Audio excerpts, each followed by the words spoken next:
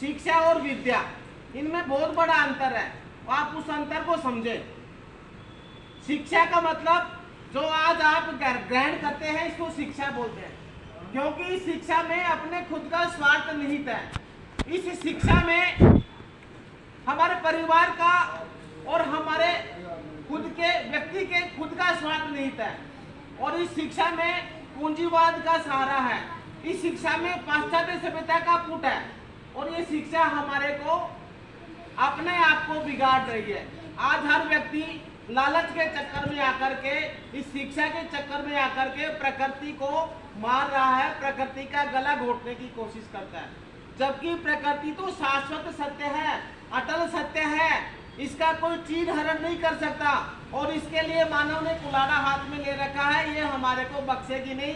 ये मौन रूप में रहती है, लेकिन हमारे अच्छे और बुरे व्यवहार को ये देखती है, समझती है।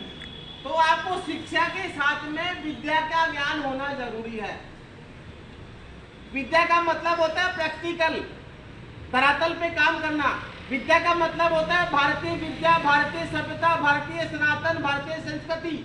और शिक्षा का मतलब होता है पाश्चात्य संस्कृति।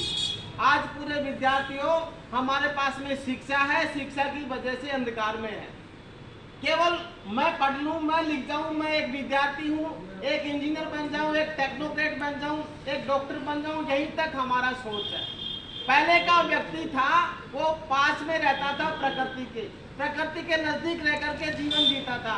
उसके जीवन में मजबूती थी, उसके जीवन में सहजता थी, उसके जीवन में सादगी और सरलता थी, सौम्यता थी।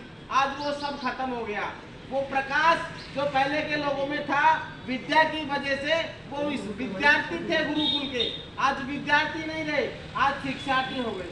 तो आपको शिक्षा और विद्या में भेद आना चाहिए, समझना चाहिए। और विद्यार्थी बन के पानी और पेड़ लगाओगे, बचाओगे, तो वो विद्या का काम है। और केवल आप पानी और पेड़ को यूज लोगे और मैक्सिमम यूज लोगे, वो शिक्षा का काम है। यूज लेना शिक्षा है और लगाना विद्यार्थी का, विद्या का काम है। तो आपसे ये निवेदन है कि पानी बचाओ, पेड़ लगाओ, प्रकृति बचाओ। इतना काम करोगे, आपके जीवन में खुशहाली आएगी, और खुशहाली आएगी तो आपका खुद का जीवन, हमारी ढाणी का, हमारे गांव का, हमारे विराटनगर का, जयपुर जिले का, राजस्थान, भारत का, संसार का, संपूर्ण जीव जगत का ये जो संसार सागर है, ये खुशहाली से जिएगा। इतना मैं आप सबके बीच में निवेदन करता हूँ। मैं सबके साथ मिलकर के आप सबका अभिनंदन करता हूँ। आपने समय दिया और समय दे करके हमारी बात को सुना गया। मैं आशा करूँगा आप इस बात पे गौर करेंगे। मैं वापस से फिर आऊँगा, आपसे 2 घंटे के लिए बात करेंगे। इतना ही मैं आपसे कहना चाहता हूँ।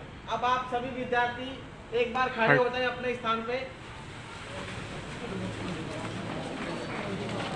इसका फोटो ले लो।